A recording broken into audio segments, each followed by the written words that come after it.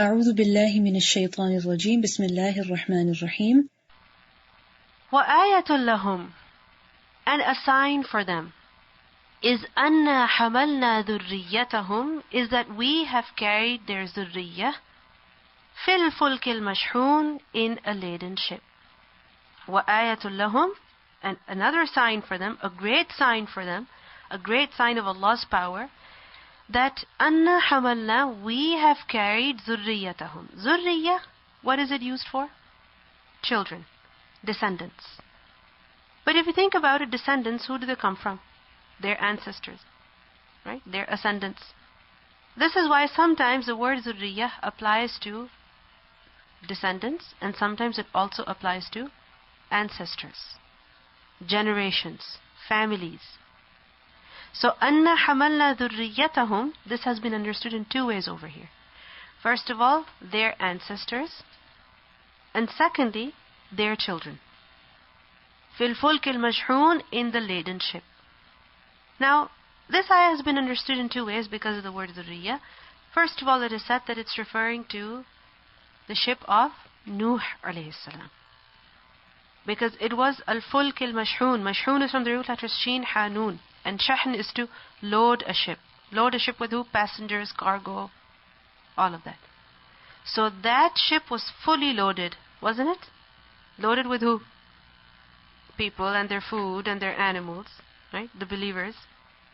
And this is a huge sign. Because Nuh alayhi salam and the people who believed in him, they were on that ship. They were carried by that ship. And it was only those people who survived. Isn't it so? The rest of people, all of them were finished. And it was those survivors whose children populated the earth. Isn't it so? This is why Nuh alayhi salam is also known as Adam al-Thani, the second Adam. So أَنَّا حَمَلْنَا ذُرِّيَّتَهُمْ, their ذُرِّيَّة, meaning their original ancestors, meaning Nuh alayhi salam and the survivors with him. They were the ones who were carried in the ship, and as a result, the human race has continued. In Surah Al-Shu'ara, ayah 119 to 120, we learn, فَأَنْجَيْنَاهُ وَمَنْ مَعَهُ فِي الْفُلْكِ الْمَشْحُونِ ثُمَّ أَغْرَقْنَا بَعْدُ الْبَاقِينَ. So we saved him and those with him in the laden ship, then we drowned thereafter the remaining ones. And why do you think it's a great sign? This ship in particular. It was the survivors of that ship whose children lived on. Isn't it so? The rest of people, all finished. And it was a huge sign also because when that flood came, when that flood was unleashed, it didn't seem that anyone would survive. Not even one person would survive.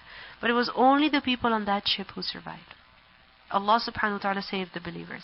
In Surah Al-Haqqa, ayah 11 to 12, we learn, إِنَّا لَمَّا طَغَى الْمَاءُ حَمَلْنَاكُمْ فِي الْجَارِيَةِ لِنَجْعَلَهَا لَكُمْ تَذْكِرَةً وَتَعِيَهَا أُذُنٌ وَاعِيَةٌ. Indeed, when the water overflowed, we carried your ancestors in the sailing ship, that we might make it for you a reminder, and a conscious ear would be conscious of it, meaning would remember it. And remember the flood, how it was, how the waves were. What were they like? Like mountains, fi mawjin kal jibal. So huge, massive waves, and in the middle of those, a ship is sailing, and Allah subhanahu wa ta'ala saved the people on that ship. And finally, when the water receded, where did that ship settle? On the Mount Judi, wastawat ala al-Judi. We learn in Surah Hud, ayah 40, حَتَّى إِذَا جَاءَ أَمْرُنَا وَفَارَتْ النُّورُ قُلْ نَحْمِلْ فِيهَا مِنْ كُلٍّ زَوْجَيْنِ اثْنَيْنِ وَأَهْلَكَ إِلَّا مَنْ سَبَقَ عَلَيْهِ الْقَوْلُ وَمَا آمَنَ مَعَهُ إِلَّا قَلِيلٌ. So it was until when our command came and the oven overflowed, we said, load upon the ship of each creature 2 mates and also your family, except those about whom the word has proceeded, and include whoever has believed. But none had believed with him except a few.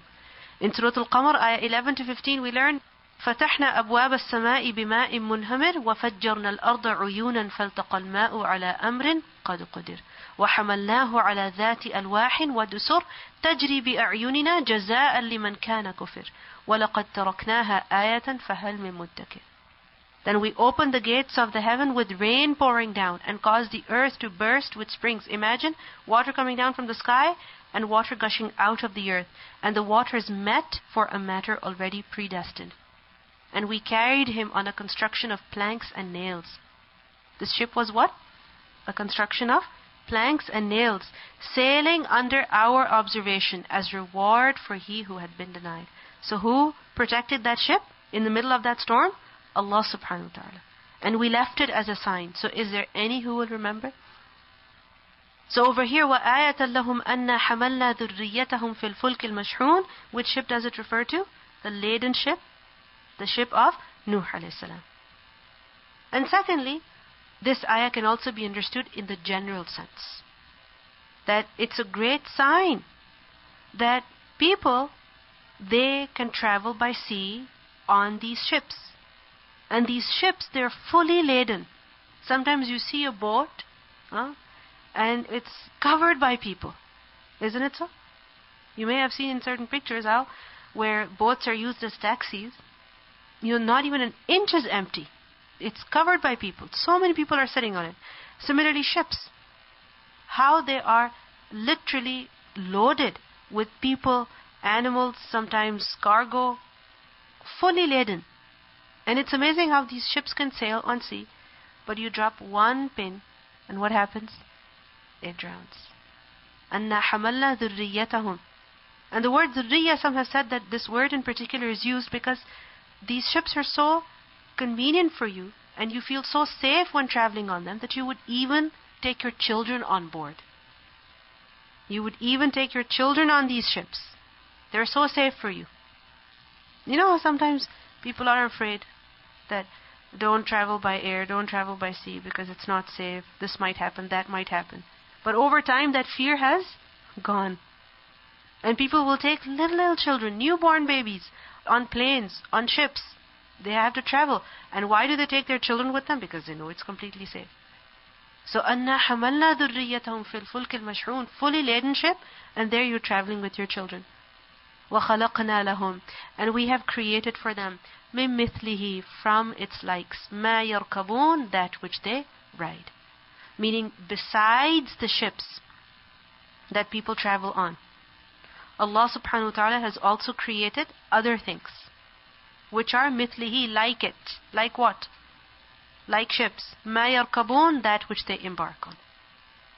This has been understood in two ways. First of all, if we take the meaning of Al-Fulk al-Mashhun to be the ship of Nuh alayhi salam, then وَخَلَقْنَا لَهُم مِّن مِثْلِهِ, it would refer to ships that are like the ship of Nuh alayhi salam. You might say that no, they're not like them in any way. Previously people used sails, and now we have motors and so on and so forth. Such advanced ships which people do not sail, but they are all computerized. But the thing is that the concept is still the same. Isn't it so? The concept is still the same. And mithal is not an exact imitation of something. Remember that. Mithal is similar to. Like for example, when you say the child is like the mother, what does it mean? Similar in many ways, right? It doesn't mean the child is the exact clone of the mother. That's not what the meaning is, but it means that it's very similar in many ways. So similarly, the ships that people have today, no matter how technologically advanced they may be, they're very similar to the ship that Nuh alayhi salam made. وَخَلَقْنَا لَهُم مِّن مِثْلِهِ مَا يَرْكَبُونَ, and people embark on them.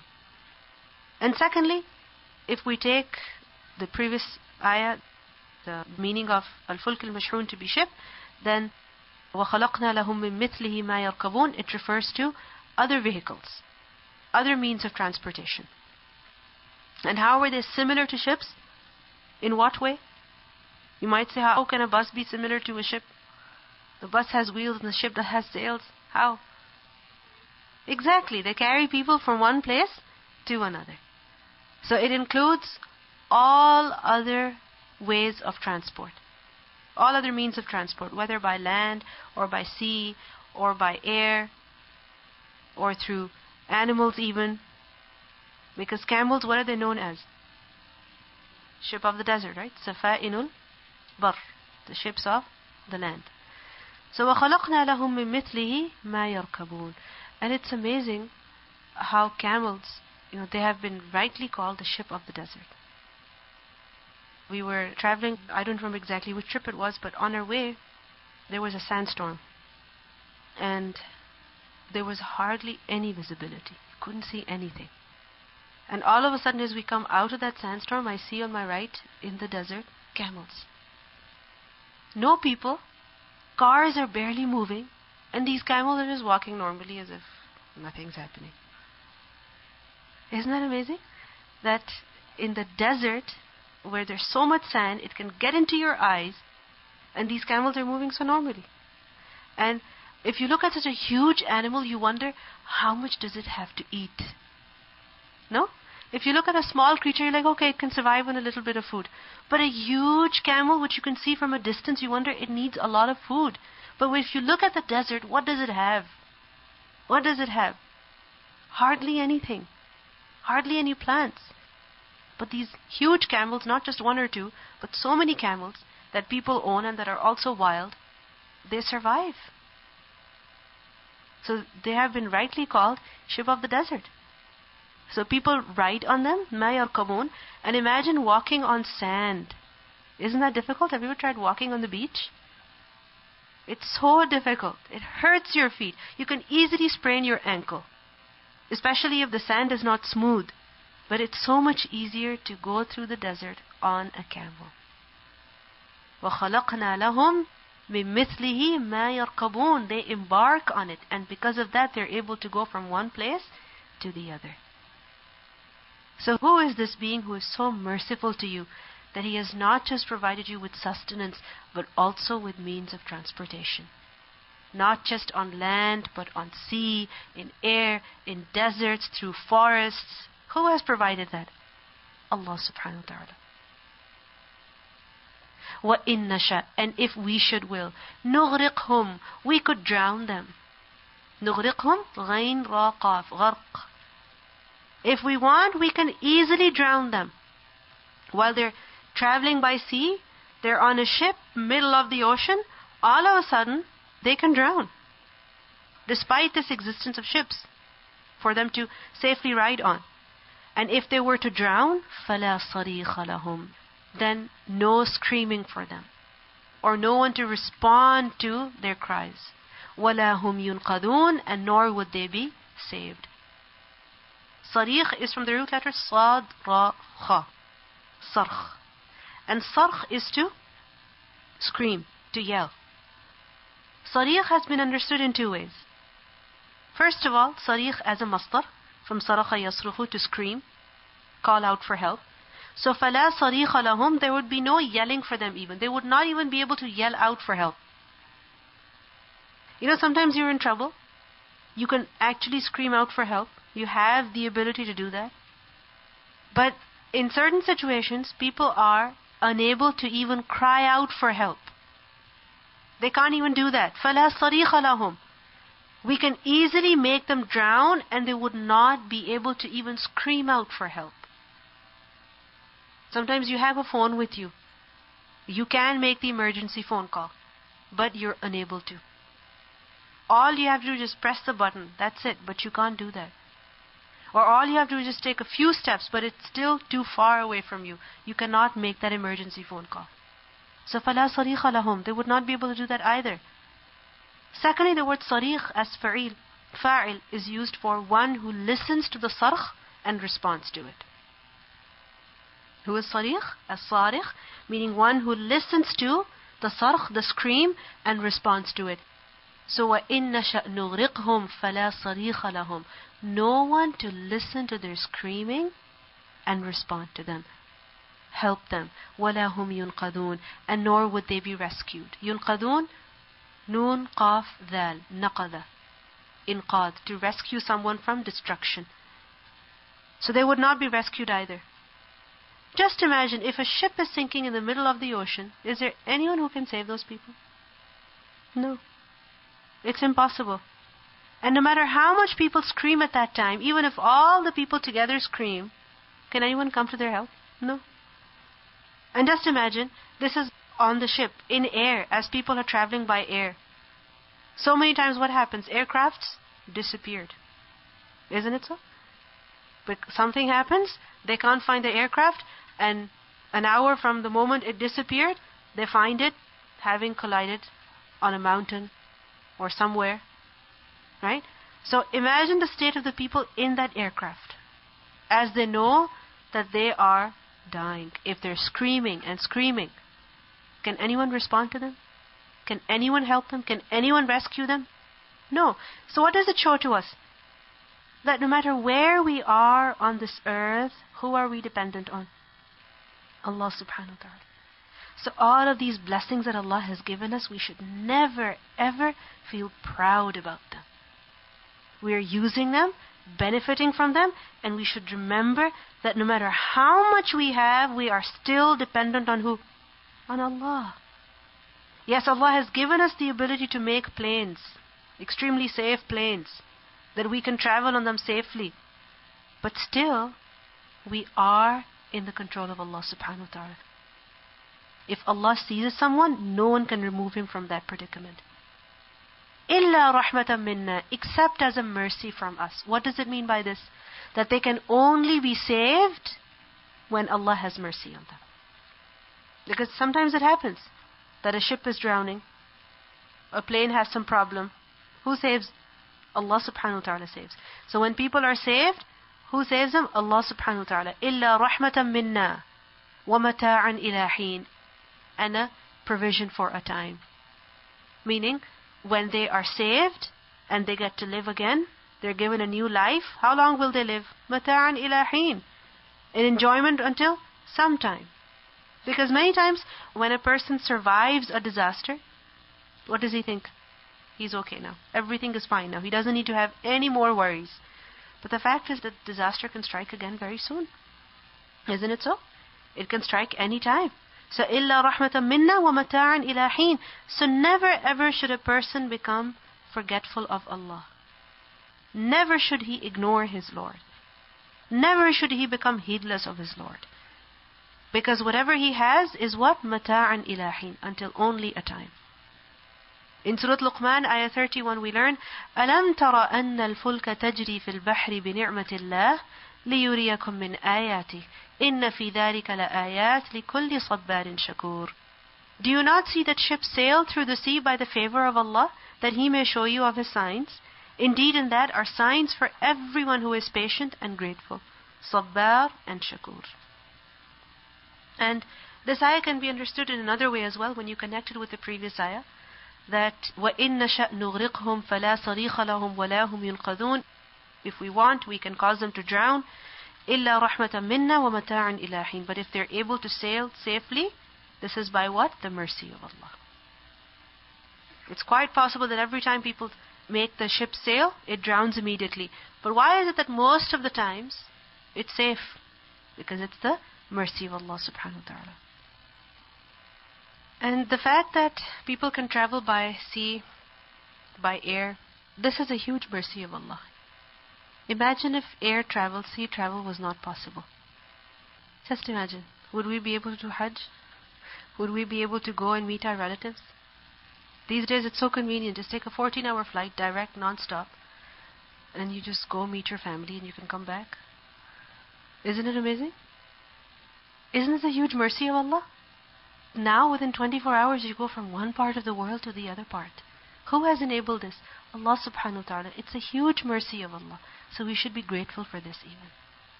إِلَّا رَحْمَةً مِنَّا وَمَتَاعًا إِلَى حِينٍ. وَإِذَا قِيلَ لَهُمُ اتَّقُوا. And when it is said to them, fear. Fear what? مَا بَيْنَ أَيْدِيكُمْ وَمَا خَلْفَكُمْ. Beware of what is before you and what is behind you.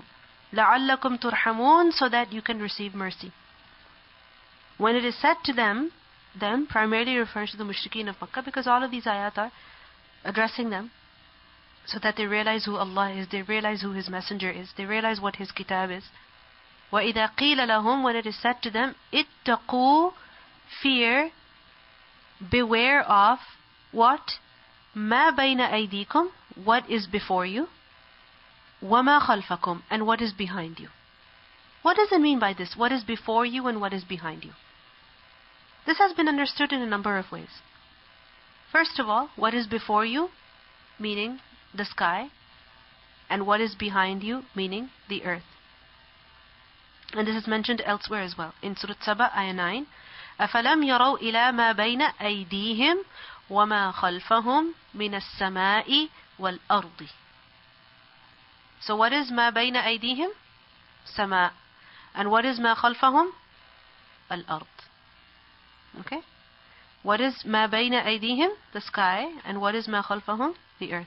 So when it is said to them, اتَّقُوا مَا بَيْنَ أَيْدِيكُمْ وَمَا خَلْفَكُمْ, meaning fear what is above you and what is below you. The sky above you, the earth below you. If you look in all of these ayat, what is mentioned? The earth is mentioned and the sky is mentioned. Isn't it so? The earth, what comes out of the earth? The plants, right? The water springs. And then finally the sea. And with regard to the sky, what is mentioned? The sun, the moon, the night, the day. So beware of it. Have fear of it. What does it mean by fearing it? That punishment coming from there. That from the sky, from the earth, you receive so many blessings. Right? So many benefits you receive from them. But any time, these same blessings can be turned into disasters. The springs, the water springs that are in the earth, from the same could come so much water that it could cause your land to flood. The water that you travel on, so peacefully you travel on it, but any time you can drown. The sky in which is the sun, the moon, you see the night and the day, it's so peaceful. But any time a kisafan can fall down from the sky, destroying everything that is on the earth. So when it is said to them, fear what is above you, what is below you, and when a person has fear, then what happens? He changes his ways. Isn't it so? What does it mean by having this taqwa? That do your islah. Be afraid when you walk on this earth. Be afraid. When you look up to the sky, yes, you do feel secure, but also be afraid. The same earth, from it disaster can come. The same sky, from it disaster can come.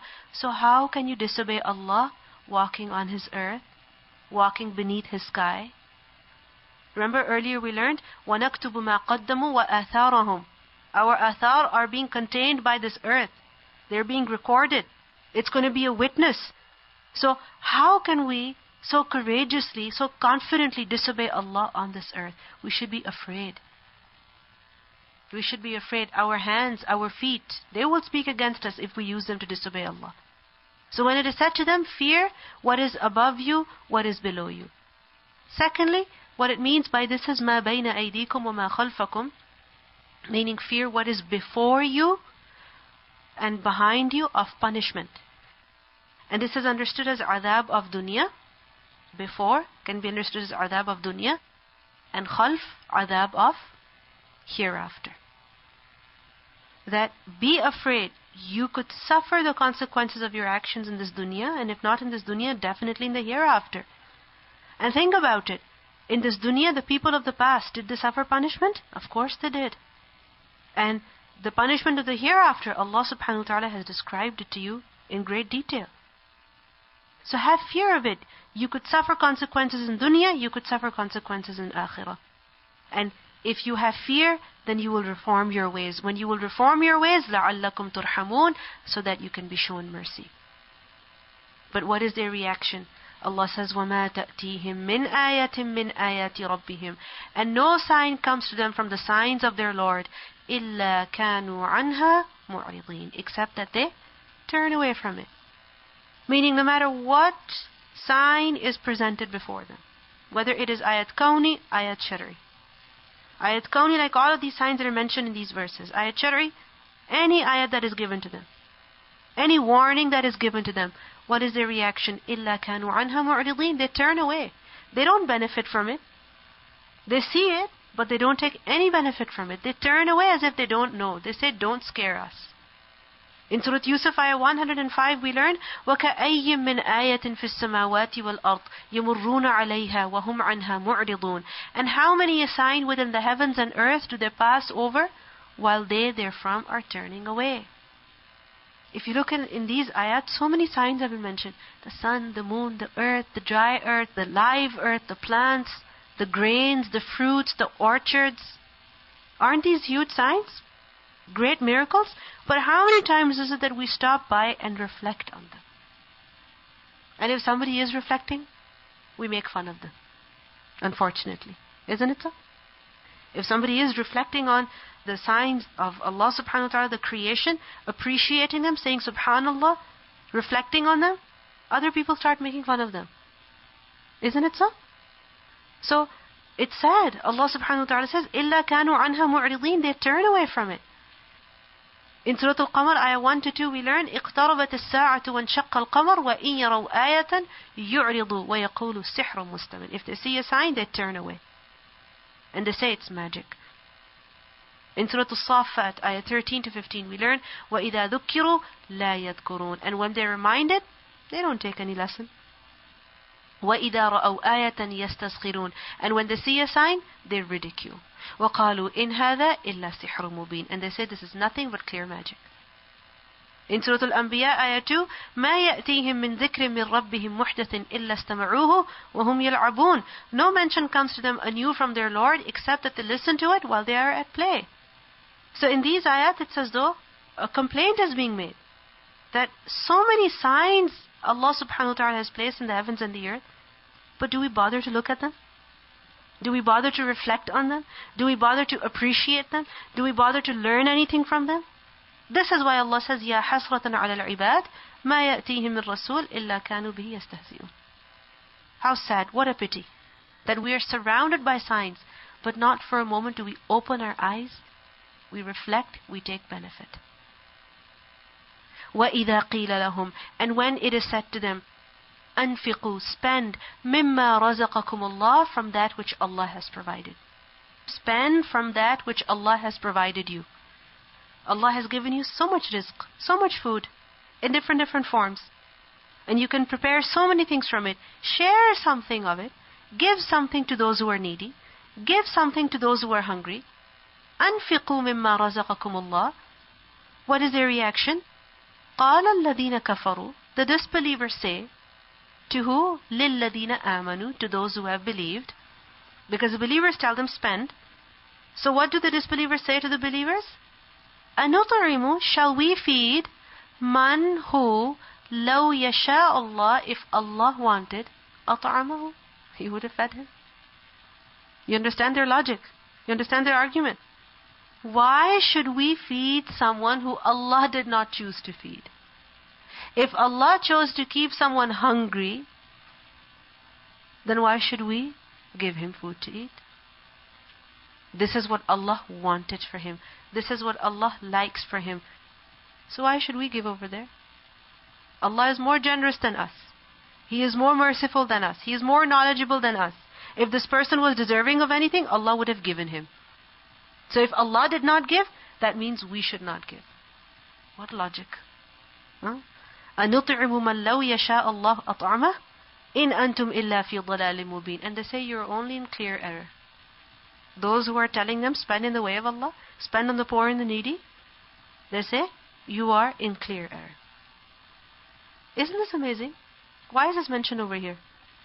In the previous ayah, what is mentioned? That they turn away from the signs that Allah subhanahu wa ta'ala has placed in the heavens and the earth. They don't use their mind over there. When it comes to using the mind that Allah has given to understand the signs around us and realize the power of Allah, people don't use their mind over there. They don't use their logic over there. They don't use their reason over there. But when it comes to defending themselves, when it comes to preserving their dunya, their worldly benefits, then what happens? They use their aql. They use their mind. They use their intelligence a lot. So it's not that these people are dumb. These people don't have minds. They don't have reason. No, they have reason. Allah has given them intellect. Very sharp intellect. But they don't use it at the right place. And this is the case of the majority of people. When it comes to the deen, I don't get it. I don't understand. Ayat kauni, ayat shari. I don't get it. What's the point? What's the purpose? But when it comes to proving their own points, proving their own motives, justifying themselves, then what happens? They have a list of reasons. They have a lot of logic, a lot of reason, a lot of explanations. This is what? Ingratitude. This is incorrect use of ni'mah. If Allah has given us minds, it's not that we use our minds against Him, against His deen. It's that we use it to understand His deen. It's that we use it to understand His creation. It's that we use it to appreciate His creation. So you understand why these ayat are mentioned over here? The purpose? That look at them. They have such intelligence. So smart. But they use it in the wrong place. And this is the case of the majority of the people. We listen to the recitation.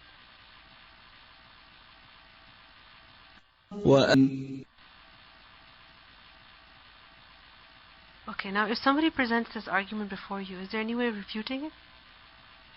If somebody says to you, why should I give them? Allah has kept them hungry. He has kept them hungry, that's what He wants for them, that's what He likes for them, so we should not spend on them. To say that this is what Allah wants for them. Allah has so much, His khazain are unlimited, He can give them anything, isn't it? People who are suffering from famine, from hunger, from difficulties, He can change their state in an instant. Before we can. But He doesn't. Because that's what He likes for them. So how would you refute this? Okay. Allah subhanahu wa ta'ala has given rizq to some, He has not given rizq to others. And in this is a test, right? That those who have, what do they do with it? Do they give it to those who don't have? Do they share it with them or they don't? Right? And in this is our test, that are we being grateful for the blessings that we have been given? And in this is their test, that they have to be patient. Okay. Okay, that when you spend on the poor and the needy, you're getting something in return, you're getting reward from Allah. You see, basically, there are two things. One is something that Allah allows, and the other is something that Allah likes. And we cannot confuse between the two things. One is the mashi'a of Allah, and the other is rida of Allah. Mashi'a is about what Allah allows to happen, and this is mainly with the queenie affairs, meaning the affairs of the heavens and the earth, rizq, life, death, health, sickness, okay? And with regards to this, anything that happens, it's not necessary that Allah likes it. We should remember this. So for example, if someone is suffering from a difficulty, if there's famine somewhere, someone is extremely hungry, someone is going through a lot of problems in their life, Allah has allowed it to happen, like we learned yesterday. إِن يُرِدْنِ الرَّحْمَنُ بِضُرٍّ. Right? However, it does not mean that Allah likes it. He has allowed it to happen for a reason. What is that reason? Test of life. Sabr, shukr, sadaqah, sharing your wealth, so on and so forth. And the other is that which Allah likes. And what is it that Allah likes? Allah's rida, that which He has commanded. You understand? So Allah's rida has to do with shari'i affairs. Meaning all those things that Allah has commanded. Whatever Allah has commanded, He likes it. So for example, if Allah has commanded us to pray, He has commanded us to give sadaqah, He has commanded us to be patient, this is what? That which Allah likes. So you understand now? So just because someone is hungry, Allah has allowed them to be hungry, but it doesn't mean Allah likes for them to be hungry. No, He has allowed for them to be hungry, and in this is what? A test for them and for others. So you get it now? Because people say, there's so much evil in the earth. God allows evil to happen. That means God likes evil. This is what people say. Many people say this today. But we need to understand this. Allah has allowed it to happen, but He does not necessarily like it. He has allowed it because in it is a test. سبحانك اللهم وبحمدك نشهد أن لا إله إلا أنت نستغفرك ونتوب إليك. السلام عليكم ورحمة الله وبركاته.